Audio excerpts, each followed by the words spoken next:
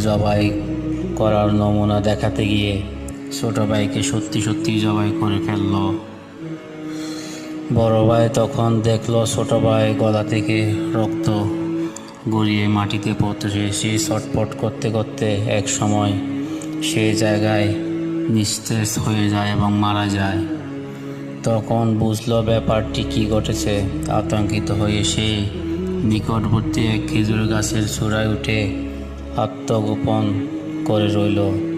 এদিকে হযরত জাবের রাদিয়াল্লাহু তাআলা আনহু পুত্রকে খুঁজে বাড়ির পেছনে সে ছোট ছেলের অবস্থা দেখে থমকে গেলেন। অতঃপর তাকে বুকে করে স্ত্রীর কাছে গিয়ে বলল, তাড়াতাড়ি একটি কম্বল বা চাদর দাও, বাচ্চাটিকে শুইয়ে দিই। স্ত্রীর রক্তমাখা সন্তানের লাশ দেখে চিৎকার করে কাঁদতে লাগলেন।